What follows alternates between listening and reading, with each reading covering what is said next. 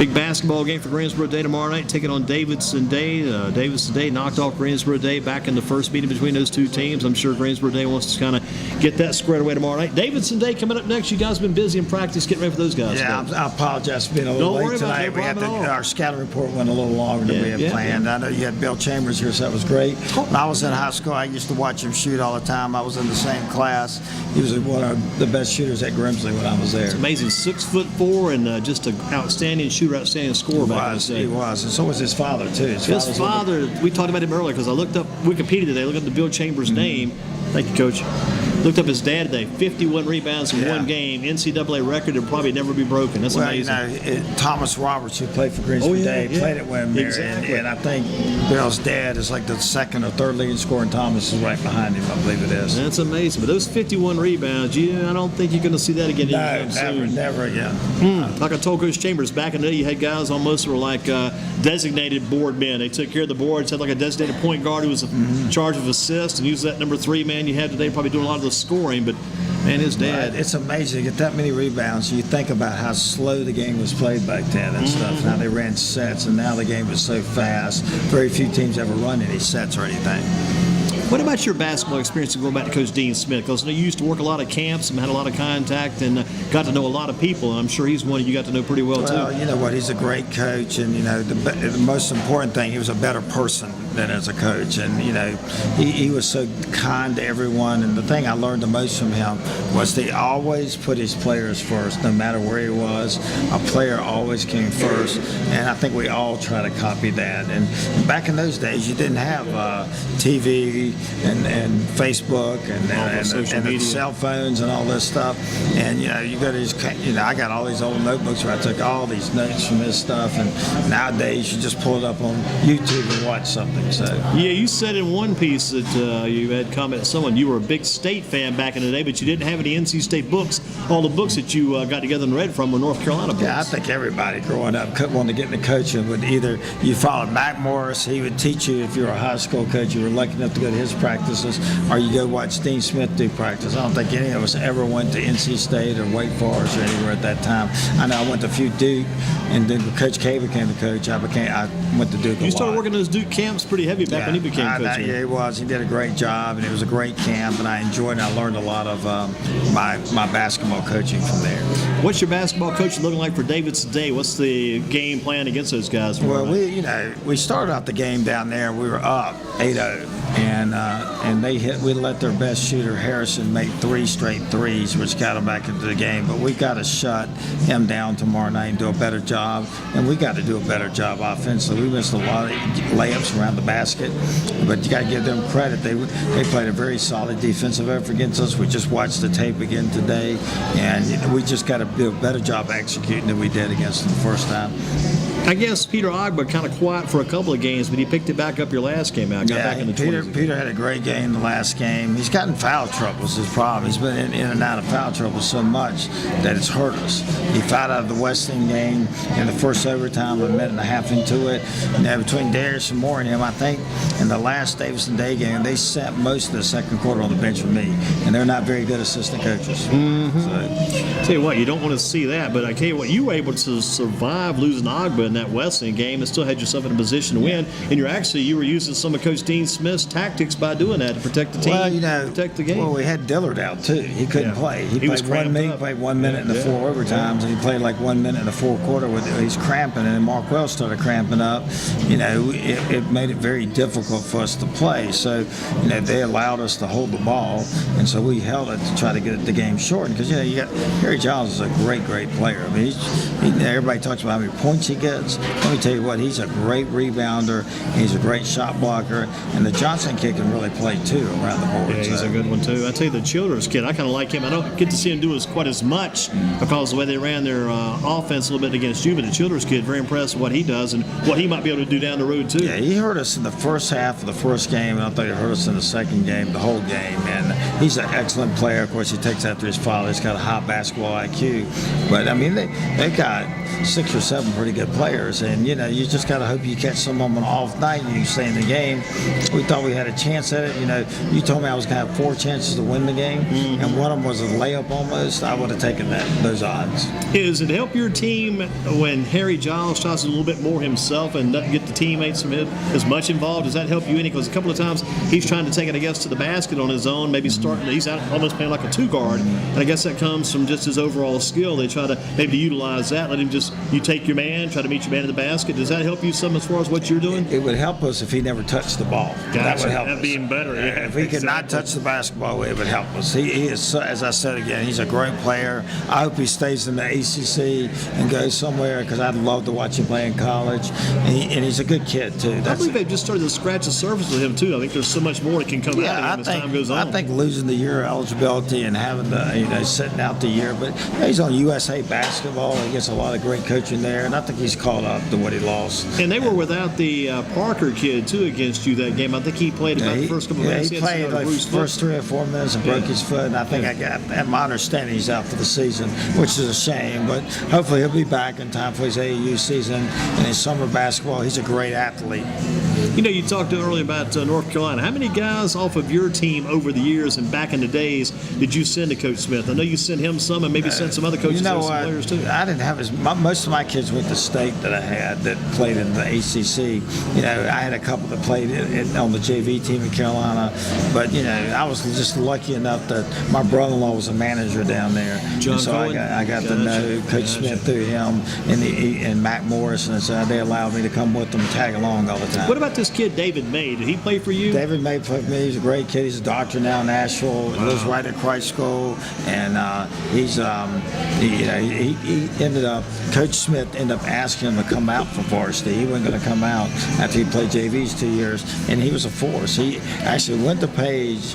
He got cut from Page's junior year, and he came over to our place his second semester his junior year and played for us a year and a half. So and did well for you did too. well for us. He's a great student, and he's a great kid to have on the team. And you mentioned some of your guys played on the JV team in North Carolina. One of those would have to be Robert, your son. He played there. Robert played on the team. I was fortunate we had Robert, Christian Pulliam, Lucas Weevil have all played on the team recent years. Yes, you mentioned Spencer and Pulliam. Matthew Brenner. Yeah, and Spencer Pulliam now has graduated from North Carolina and moved on to join your staff. Christian. Yeah. Spencer's at Elon. Yeah, Gotcha, Christian. yeah. Christian has joined my staff. It's always great to have your former players on your staff, and having Christian and Robert on the staff really helps us, and that makes us better, I think, having those guys. You and Roy Williams have formed a pretty good bond over the years. When I go to some of the games at the Coliseum, the high school games they have, and you guys are in there for maybe the MLK Day games, other games, and Coach Williams is in there recruiting, he have a good camaraderie going over the years. We have a very good relationship. My daughter was a manager down there for 4 years, and that made it special to be a part of the program, and he was very nice to her. And Robert playing 2 years and being to be the assistant JV coach here was great. And Jared Haas has moved on UAB. He's done a great job. I got to know him really well in CB. Very well. What about you look toward the state tournament? When does that begin? Get one more regular season game against Davis? We play tomorrow night, then we do our state seedings on Sunday, and we'll do the seedings. They start Thursday, Friday, and Saturday in Asheville. I just hope it doesn't snow up there, where the weather forecast is. So we'll play on Thursday. I'm guessing we'll be either second or third seed at this point in time, and we'll play at 2:30 or 5:30. So. And that's coming on you pretty quick. Yeah, I tell you, in our association, it's not like the public schools where they play their conference tournament next week and then they play 2 games a week for 3 weeks. We play ours all in 1 week and it's over with, which I personally like. I like to go in and play it instead of be it for 3 weeks. We can get it done, yeah. So. I guess for a couple of years it was like your team, Wesley, and High Point Christian, the 3 local teams. They're like the 3 top seeds. Well, I'm going to tell you, I still think those 3 teams are 3 of the 4 best teams in the state. High Point Christian's had a difficult schedule this year. They haven't had the opportunity to play as many of the NCISA schools as we wish they had of. But they are, in my opinion, the 4 best team in the state. And so we got 3 of the top teams in the state. And the 3As, plus you got Davidson Day in our conference, who's one of the best teams in the 2As. So, where did that team come from? I've heard them. They've been around for a while. That's where Michael Jordan's nephew played. They've been around, and Joel Justice was the coach there, and he's moved on, of course, to Kentucky now. He's a assistant coach there. Gotcha. So they've got a really good program. Jeff Colbert, who played at UNC Asheville, is the coach there now. He's done a wonderful job this year. And they're two guards, 11 and 4. Definitely mid-level Division I players. You mentioned that Joel Justice. He a Wake Forest man? His dad was a big Wake Forest guy, and Joel played at UNCW and coached at Mount Tabor and coached at Elon. He's a good guy. What about played at Mount Tabor? Excuse me. Yeah. What about your coaching staff this year? Because you've got one or two new coaches coming in. You know, Christian's new on my staff this year, and Colin Smith, who came from High Point University. Scott Cherry recommended him to come over, and he's done a great job. He's kind of handled all of our videoing and stuff, and breaking down the game tapes, and helped us with that. What about all those assistant coaches? I mean, the list goes on. You've had over the years. Keith Gatlin helped you. Josh Shoemaker helped you. Ken Allen, who I still think is probably the best teachers around. He David Carey, who's at Westchester, helped me. Jeff Smith actually helped me. Went away to private school, then went to college and came back. And Steve Shelton, who runs CP3's program. I've been very fortunate. Mac Morris has helped me. He was a defensive man for you for years. He was a great coach. We used to play the matchup zone all the time. So I've been lucky to learn from some really good coaches. And I give them a lot of credit. You even had our buddy Kevin Graves up to you for a while, Kevin Graves did help us. He helped us 1 year with the varsity, and he came back and did our girls 1 year. Let's take you back a little bit. You go back to Grimsley. Played some at Grimsley and played some, I know, at Greensboro College back in your younger days. I wasn't a very good player. I was at Grimsley. I played JVs 1 year, and I went to Greensboro College and played 2 years. I think I averaged about 0.8 a game. So I watched you play 1 year in the Greensboro College alumni game back in the day. You played that 1 year. That was dangerous. I remember that year. That's the last time I played. So you and Dean Oldham are good. Our buddy from years past. Dean was a good guy. Dean could shoot, though. I couldn't shoot. And Dean and Greg Osteen, those guys were all good shooters. So you came out of Grimsley to Greensboro College and landed pretty quickly at Greensboro Day, all the way back in the early days. I got lucky coming out of Greensboro College at my last year. I knew I wanted to coach. I didn't play my last year, and I went on and started coaching at Greensboro Day that year. And a guy named Linwood Edwards gave me my opportunity. He was the principal at Dudley, ended up being the principal at Dudley, who hired Dave Price at the time. Wow. So he gave me my chance to coach. I just fell into the varsity job. I've been doing it for 38 years. I'm the luckiest person in the world to do it. I can't imagine doing it anywhere else. You plan on doing another 10 years? I don't plan on retiring. I don't know. I'm 60 years old now, and I don't feel 60. I feel like I'm 50. So I really enjoy it. And the kids keep you young. When you got really good kids like I have and really good assistant coaches, it makes coaching enjoyable. You don't even know how many wins you got now. I know it's got to be 800, 900, some direction. Keep rolling on. It's 9 something, but I don't know. Good. So, but the key thing, coaches don't win those games. It's the players that win those games. And the kids get a big kick out of it. Yeah, they enjoy it. And I think they've done it. Our student body's been great. Our Bingo Nation, we call it. I mean, we have a great turnout of fans. It's amazing. We go on the road, we still get a good turnout of fans. So. But you had some health issues a couple of years ago. You kind of had to battle through some of those things too, but you fought it back. Yeah, I'm in great shape now. I had a stent put in, and that's taken care of. I couldn't figure out why I was so tired all the time, and I thought it was maybe just I was wearing myself out coaching. I was exercising more and stuff, and they found out I had a blockage, and they went and put a stent in. Did that worry you any when they had to go in and do some cutting? Was that some kind of serious cutting? No, it didn't worry me at all. You don't even know what's going on. So I felt great when I came out of it. 2 days later, I was walking. So you had the. So I was walking 2 miles 2 days later. Back on the exercise trail. Just back on the trail, and now I exercise 4 mornings a week. And you look like you're probably as in good a shape now as you have been. I'm probably in better shape now than I was when I was 40, to be honest with you. So I feel really good, and I appreciate you asking about it. Yeah, sometimes people get concerned about those things. I think, like you say, you got at least 10 more good years left in you. The mileage is still there. I would hope I do. I mean, I can't imagine doing anything else in my life but coaching basketball. It's got to be good to having your son coach with you. That's got to be a fun thing. That's a special thing, having your son involved with you. And, I was fortunate to share both my son and my daughter's life growing up. I got a wonderful wife who supported us through all this. And, it's funny. The funniest story is when I'm talking to Robert, and I'm talking to him about something. He looked at me. You talked to me as my dad tonight or as my coach tonight?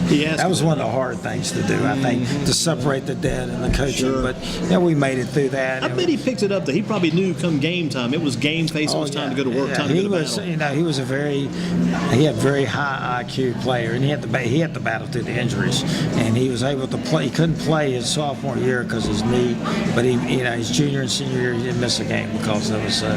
Did rehab 3 mornings a week for 2 years. Well, I know this year they've got Coach Matthew Harder and his dad John Harder coaching together I'll at tell you Page, what, and that's got to be a good thing for those guys too. John and I have known each other for years and years and years, and I'm glad I didn't know about his wreck until I read Yeah, the paper the it's other day. kinda I'm crazy. glad- Yeah. It is crazy, and it's amazing. Reggie Diller got in a wreck the same day, coming out to the school. He was home to get his knee looked at. and Wow, somebody as hit if he him doesn't from got behind. enough problems to deal with You this know, already. with his ACL, but I tell you what, when it's raining like that, people follow too close, and those things happen. And those so. those accidents are popping up like crazy this year. You got the Cam Newton accident. You got like we mentioned with Coach Harder, then the Reggie Dillard accident. All this stuff going on. It's, you know what, it's people get distracted these days with their cell phones. And I wish nobody picked them up in a car. So What do you think about the future for the young guys? You got a good young team because you look at Will Dillard, a 9th grader. You got Jordan Perkins, a 10th grader. You got several young guys over there. well, coming on for the you. one that's really helped us recently is Jordan Perkins. Sure. I mean, he's done a great job. He's on the varsity last year. He didn't play very much, and this year he didn't play very much the first 20 games. But I tell you what, he's been really, really good since the Weston game. And at Weston game at their place, he came in and gave you some important minutes. Then at home,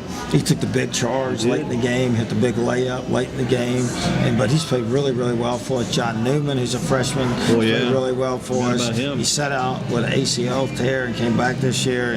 You can't even tell he's been out. Of course, Will Dillard's a good player, but J.P. Mormon's done a good job. What year is also J.P. for us. Mormon's? J.P.'s a sophomore. He's a sophomore, yeah. We're hoping Alex Michaels gets healthier. He broke his leg last year. He was probably our leading scorer on JVs when he broke his leg. We got Walker Miller, James Milner. You're set for a few more years. I'm in pretty good shape, to be honest with you. So. The Perkins kid, though, like you said, that Weston game had some key minutes. He came into the game against Weston at your place when Will Dillard had to sit down against part of the time with his cramps, and McIntyre also cramping up. And Jordan came in, gave you some key minutes. He doesn't give you as much size, but he's playing a lot smarter. He's ever played. He's learned to play defense. He's learned to move the ball, and we hope he keeps playing well. And Paul sprained his ankle was a lucky break for Jordan because he stepped those minutes, and hopefully Paul will be back by next week, and that'll make us deeper off the bench, especially when you got to play 3 games in 3 days. You hope. And a guy like Trevor Mayo, because we've had a lot of your guys up here this year for our program here on Thursdays. Had Trevor Mayo, we had Darius Moore, we had Coach Johnny Richardson, we had Tamara Thorpe from the women's team, and got you tonight. Lucky to have you here with us as well. But Trevor Mayo, I think he was playing defense on Harry Giles, and Mayo could play some defense. I can't say this enough. Trevor Mayo is the key to our team. I mean, everybody looks at Darius or Peter or somebody else, but Trevor Mayo is the most important player. He's our glue. When he started playing better against Cannon School in the second half in December, we started playing better, and we went on that winning streak where we had a bunch of great games in a row. But Trevor is the key to us doing well in the States. He's had a great year, and he's getting a lot of D3 interest, and I think Guilford's probably seen about 17 of his games, and so is Greensboro College. So I'm excited for Trevor, and I hope good things happen because he's really worked hard to get where he is. He plays bigger than he stands, that's for sure. Lord, yeah, he's guarded Harry in both games for us, and he's had to guard the point guard, he's had to guard the big kid, he's had to do everything. So Trevor, as Trevor goes, we go, really. So, how tall is he probably? He's 6'3". 6'3", and covering Harry Giles 6'9", and staying right That's with a him. little tough. We don't have anybody to cover Harry. Got to play Giles, so. smart body defense. You play like that. We guarded Harry with 3 guys, so that's the best thing you can do with Harry. Is it better to be able to put Mayo on him and let Peter Ogber cover someone else, protect Peter a little bit? Trevor's a better defensive player, and J.P. Moore a better defensive player than Peter is. So we're going to go with our best defensive players on their best player. And that's what we try to do. We try to Markwell gets matched up with the best guard. And when we put Markwell in the starting lineup last year, we were 1-2, and we went on that 20-plus win streak. And we had a great year, ended up 30-4. And this year he started every game for us, and he's guarded the best guard on the other team. And that's been key because if you can stop the best guard, you can do really well. He's got to be a key for you, like you say, helping out. Now, you tell us again why you lost at Davidson Day. What caused your team to lose down there? My coaching. It was the coach. Put it on the coaching staff. But we really did not shoot well, and Davidson Day did a really good job defensively. And as I said, we were up like 8-0, 10-5, and I tell you, we missed so many easy shots in that game. And the Harrison kid can really shoot it, and he made some big time threes. He hurt us in the first half. The second half we adjusted and did a better job on him, but they got 5 really good players, and we had 4 of the 5 with 4 fouls. We couldn't foul any of them out of the game, and the key is getting to their bench, and we couldn't get to the bench. That's what any team. Our key is we want to get to the bench because we think our bench is better. Same deal, I guess, with Wesleyan to some degree. They're not extremely deep over there, but they've got good players among the top 6 or They 7, do, but not really and deep. Brendan Austin's back playing for him. I think he'll help them, and I'm really happy for him to be healthy enough to play. So, we just feel like we're better than every team who plays 6 through 10, and we think that's the key. I want to call it low 4, sorry, I'm going to always call it that, high code tournament, Pierce Landry came off the bench. He sure did. And he hit those 3 threes. He did a great job. And, when I was naming those guys the other day, he was the MVP of big shots with Team Felton.